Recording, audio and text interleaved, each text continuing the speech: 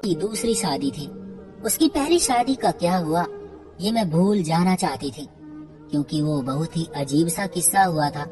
लेकिन आज उसकी दूसरी शादी थी, जो मैंने एक बहुत ही सुलझी हुई और पढ़ी लिखी लड़की से करवाई थी। मुझे यकीन था कि वो मेरे बेटे को संभाल लेगी।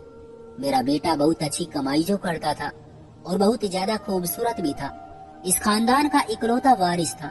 सब उससे मोहब्बत करते थे, इसलिए किसी को भी ये बात अजीब नहीं लग रही थी कि इतनी जल्दी उसकी दूसरी शादी हो रही है।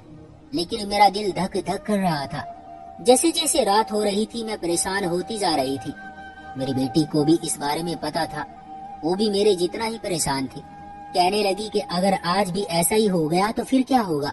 मैंने कहा कि मुंह से कोई अच्छी बात निकाल लो, मैं पहले ही परेशान हूँ। अब तो सारे मेहमान भी आए हुए हैं। पिछली बार तो इतने लोगों को नहीं बुला सकते थे, क्योंकि पूरे देश में एक बीमारी फैली हुई थी। लेकिन इस शादी में सब खुशी खुशी आए थे। यही वजह थी कि पिछली शादी के बारे में लोगों को इतना पता नहीं था, और ये भी नहीं पता था कि क्या हुआ था जो दूसरी शादी करवानी पड़ रही है। मेरा बेटा बिल्कुल खुश था। उसके चेहरे पर कोई परेशानी नहीं थी, क्योंकि उसकी ये वाली पत्नी पहली वाली पत्नी से बहुत ज्यादा खूबसूरत भी थी और कम उम्र भी।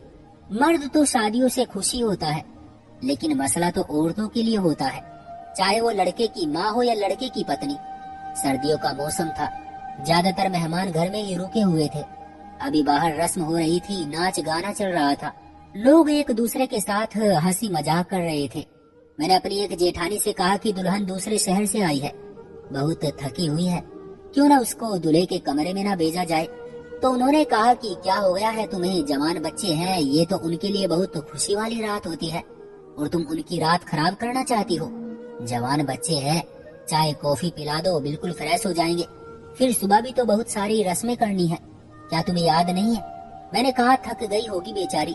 मेरी जेठानी ने कहा कि कोई नहीं थकी होगी, आजकल लड़कियों को खुद शादी करने का बहुत शौक होता है, भेज दो उसे अपने बेटे के कमरे में। अब तो रात के 12 बज गए हैं, सुबह उठकर तैयार भी तो होना है। पता नहीं तुम क्यों इतनी देर कर रही हो। सारी रस्में भी हो गई है, नाच नाच के सारे थक गए हैं। दुल्हन बेचारी भी कमरे में जाना चाहती है। मेरी जेठानी तो वैसे ही बाल की खाल निकालने में माहिर थे, खानदान में सबसे बड़ी थी, तो सोचा उससे मशवरा कर लूं। लेकिन उसने तो मुझे ही बातें सुना दी थी और फिर खुद ही कहा कि अब दुल्हन कमरे में जाएगी। मैं बड़ी परेशान थी। दुल्हन को कमरे में ले गई तो थोड़ी देर में उसके पास ही बैठ गई। मेरा बेटा अभी कमरे में नहीं आया था।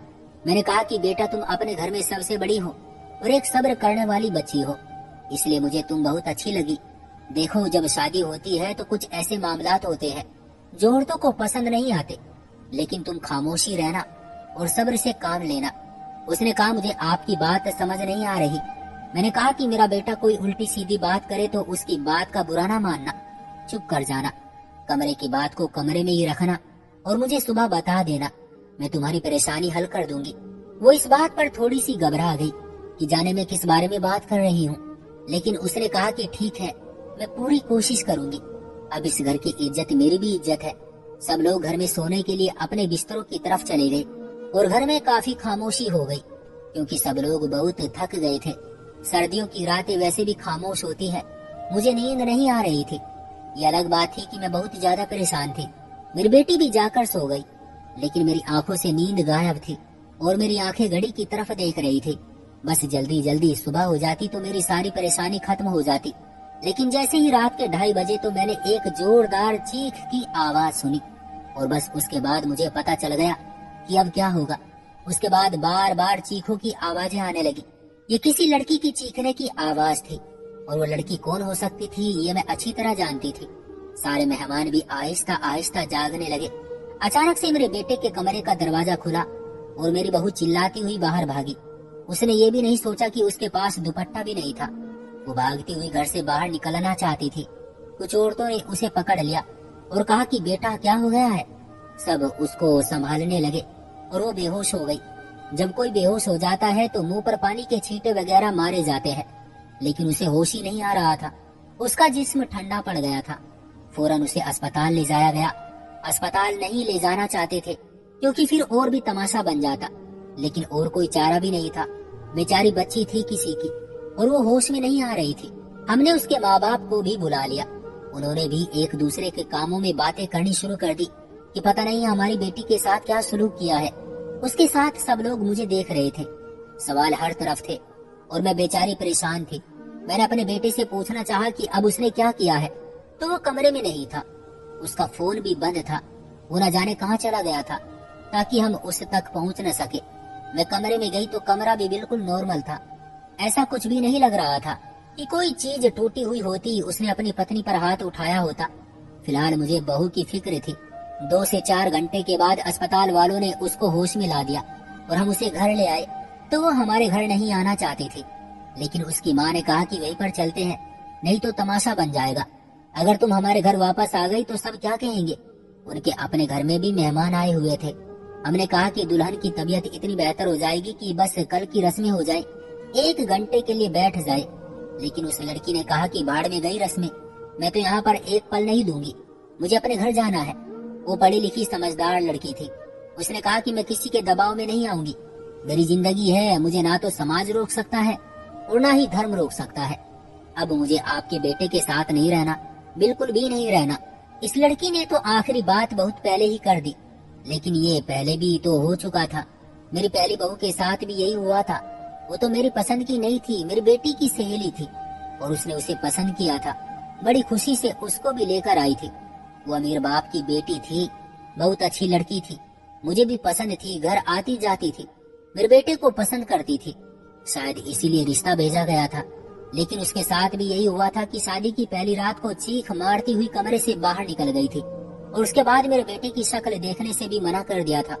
उसे बहुत समझाया कि बेटी अपनी जिंदगी के बारे में सोचो। उसने कहा मेरी जिंदगी तबाह बर्बाद हो गई है। अब इस लड़की को बहुत समझाया जा रहा था, लेकिन ये कह रही थी कि मुझे नहीं रहना, मुझे नहीं रहना। ऊपर से मेरा बेटा भी तो कोई जवाब नहीं दे रहा था, न जाने कहाँ चला गया था। लड़की का बाप बार बार कह रहा था कि लड़के को बुलाया जाए, जरा हम भी तो उससे पूछे कि उसने हमारी बेटी के साथ क्या किया है। लेकिन मेरा बेटा कोई भी जवाब नहीं दे रहा था। वो घर आ गया, लेकिन किसी की बात को नहीं सुन रहा था। वो लड़की वापस चली गई और अच्छा भला तमाशा बन गया। बहुत ज्यादा बेइज्जती हो गई। लोगों ने बातें भी सुनाई और उसके माँ बाप ने तो मेरी जरा सी भी इज्जत न छोड़ी। जाहिर है उनकी बेटी थी जिसके साथ इतना बुरा हुआ था, तो वो चुप क्यों हो जाते। ये कौन सा हमारे अपने थे, बल्कि अपने होते तो शायद ज्यादा ही बातें सुनाते। मेरा पति इस दुनिया में नहीं था, सब कुछ बर्दाश्त करने के लिए मैं अकेली थी। मेरी बेटी भी मेरे बेटे से छोटी थी, वो तो कॉलेज में पढ़ती थी। उसे क्या पता था कि सबको कैसे संभाला है। सबकी बातें सुनती, सफाई देती। मैं थक गई। आहिस्ता आहिस्ता लोग अपने घर को वापस चले गए। इस तरह दिन गुजरने लगे। हमारा बहुत तमाशा बना। सबने कहा कि पता नहीं उसका बेटा पागल है या फिर कोई दिमागी मरीज है, कि उसने अपनी पत्नी के साथ न जाने क्या किया है कि उसका यह हाल हो गया है। न जाने कितनी कहानियां बन रही थी। जब लोगों को असल बात का पता नहीं होता तो खुद से कहानी बनाते हैं, और कभी कभी वो उल्टी सीधी बातें सच बात से बहुत ज्यादा खतरनाक होती है। पर यहाँ परेशानी ये थी कि मुझे खुद भी नहीं पता था कि क्या चक्कर है। लड़की ने भी कुछ नहीं बताया। पता नहीं ऐसी कौन सी बात थी, शायद उसने अपने माँ बाप को बताई हो, लेकिन मुझे नहीं बताई। मैंने उसके हालचाल पूछने के लिए उनसे कॉल करके पूछ लिया। बेशक अब उनके साथ अब कोई रिश्ता नहीं था, लेकिन फिर भी इंसानियत के नाते मैंने पूछा कि लड़की की तबीयत कैसी है।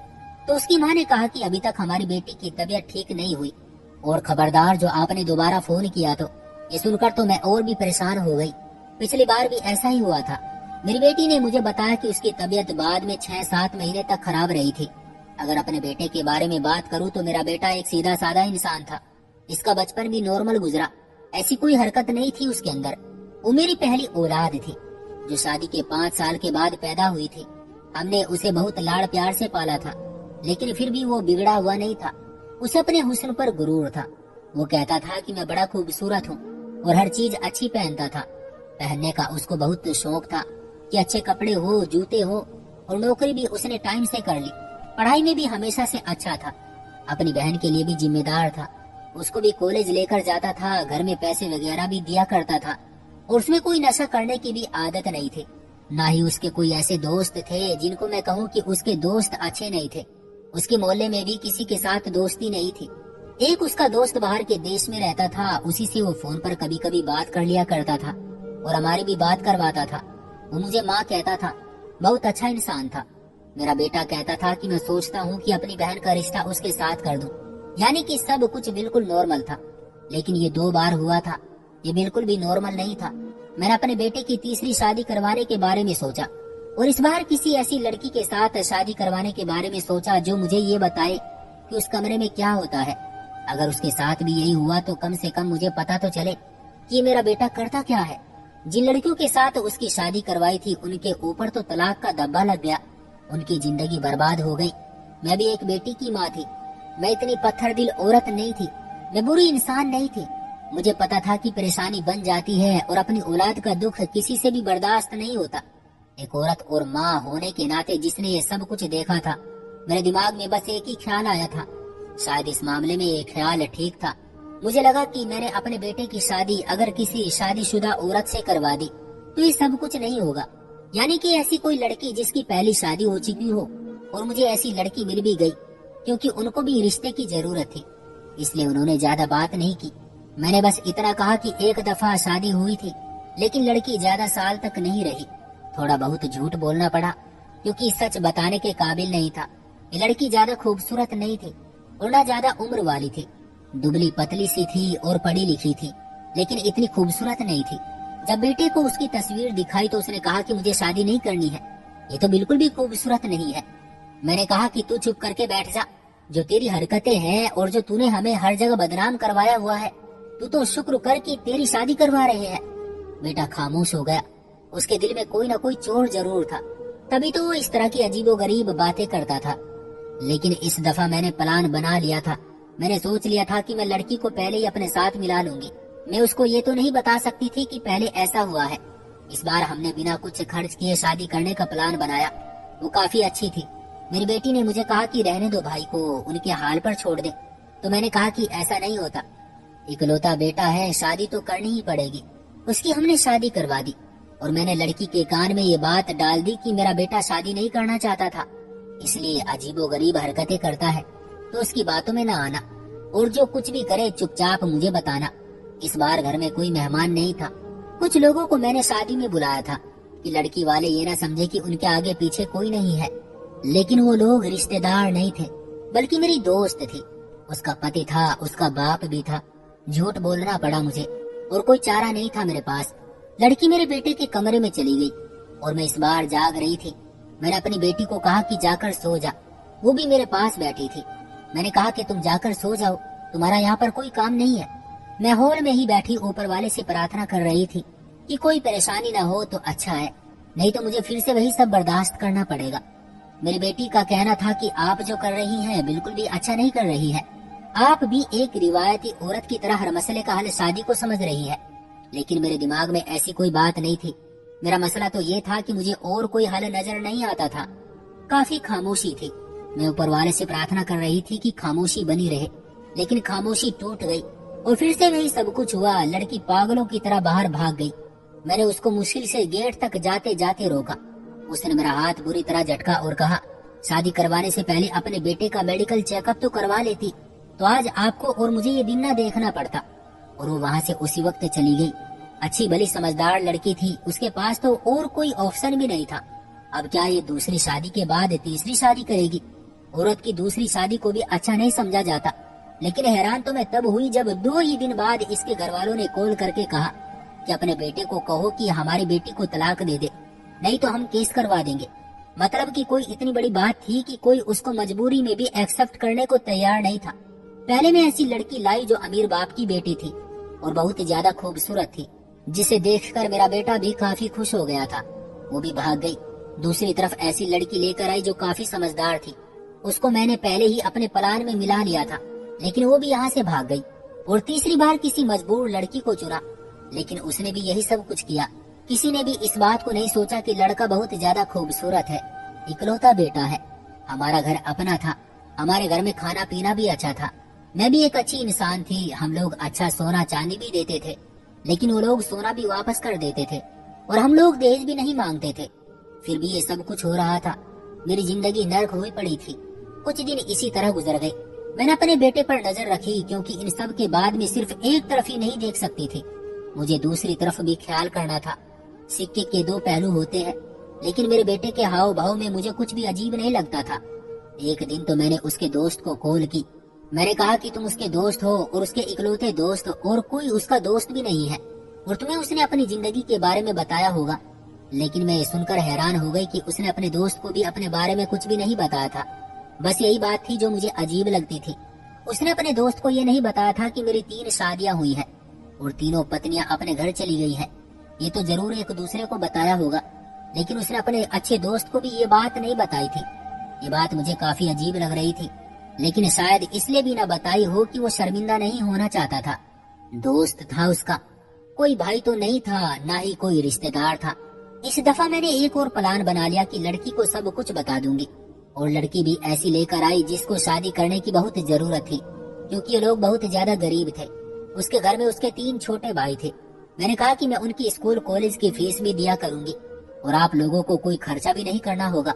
वो लोग खुश हो गए और उन्होंने कहा कि ठीक है, लेकिन मैंने बात लड़की के माँ बाप को नहीं बताई, सिर्फ लड़की को बताई।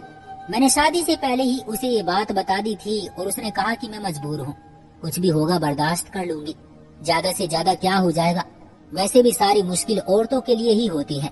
लड़की खूबसूरत थी, लेकिन ये लोग बहुत गरीब थे। मुझे डर था कि अगर ये लड़की घर में रह गई तो उसको काफी तौर तरीके सिखाने पड़ेंगे, लेकिन ये तो बाद की बात थी। फिलहाल तो इतनी बड़ी परेशानी सामने थी। मैंने अपने बेटे की शादी करवाई। इस बार शादी कोर्ट में हुई थी, सब कुछ बिल्कुल ठीक ठाक था, और हैरानी की बात तो ये थी कि रात गुजर गई थी और फिर सुबह हुई तो मैंने कमरे की कुंडी बजाई, लेकिन किसी ने दरवाजा नहीं खोला। मैं काफी परेशान हो गई, कोई दरवाजा खोल ही नहीं रहा था।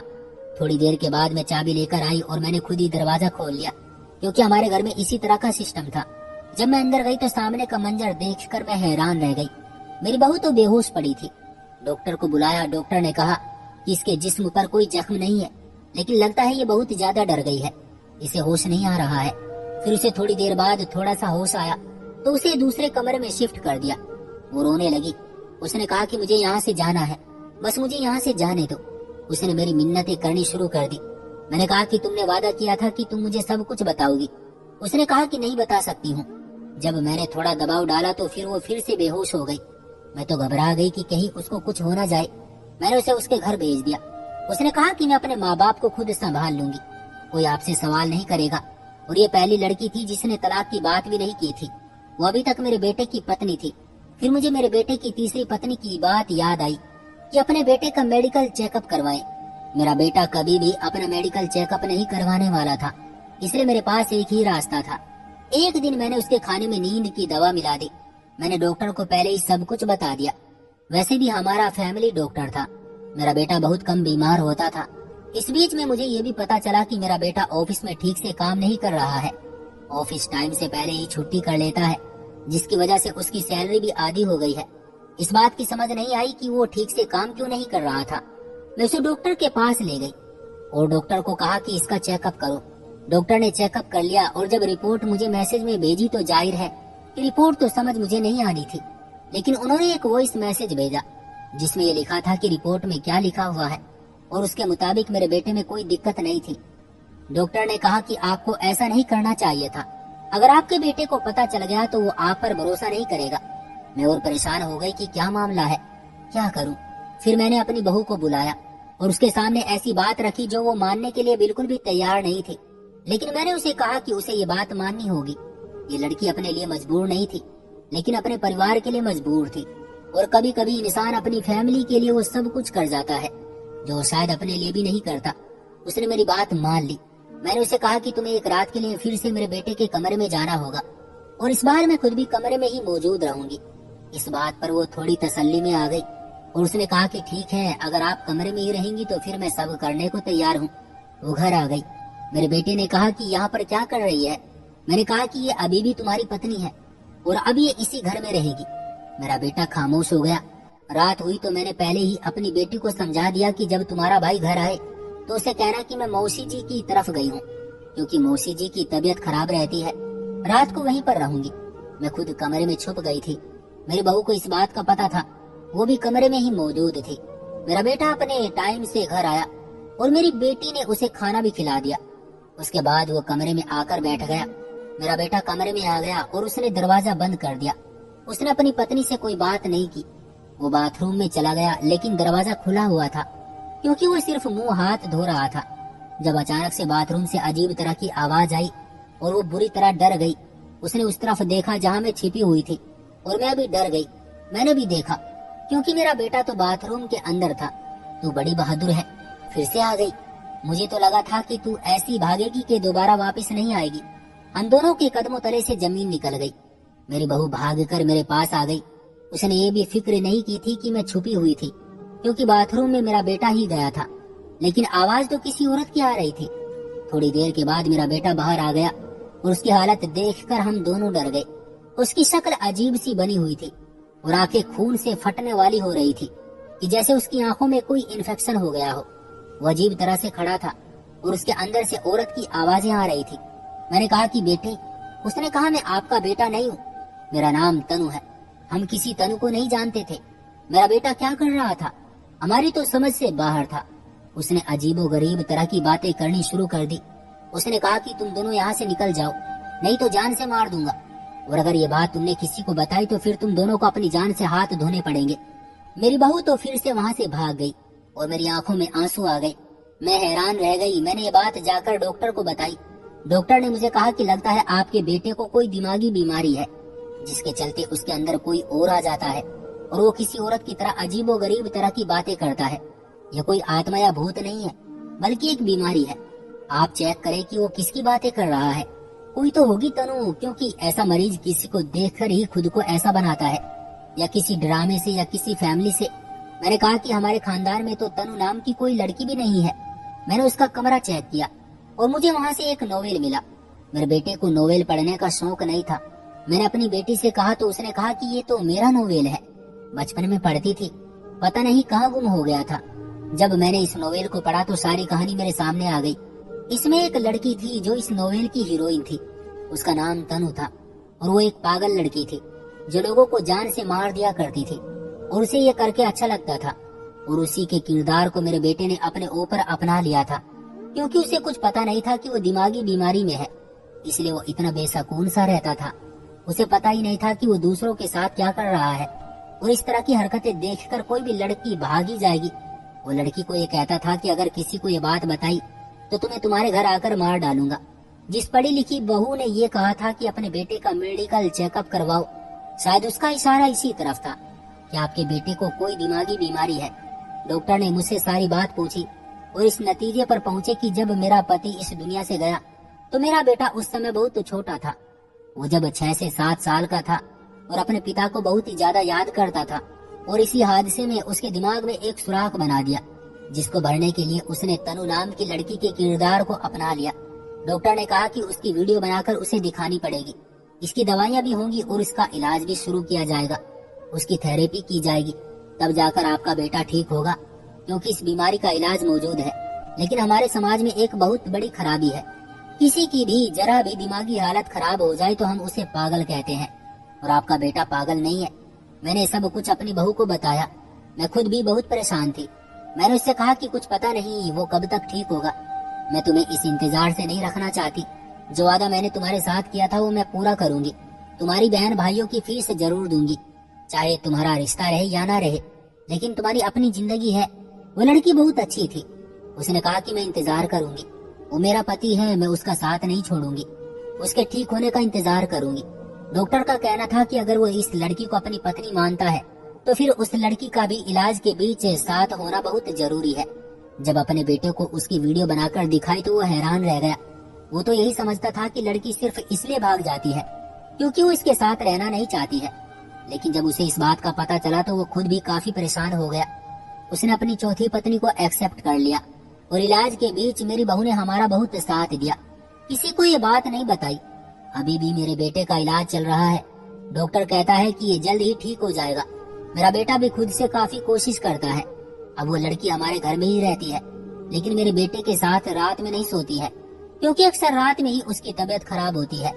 उम्मीद है कि एक दिन सब कुछ ठीक हो जाएगा, मगर अफसोस तो इस बात का है कि बात हमें बहुत देर से पता चली। शायद ऐसी बीमारियों का पता नहीं चलता, तभी तो आज तक ऐसी बीमारियों का इलाज आम नहीं हुआ है। लोगों को भी इस बारे में इतना पता नहीं होता है।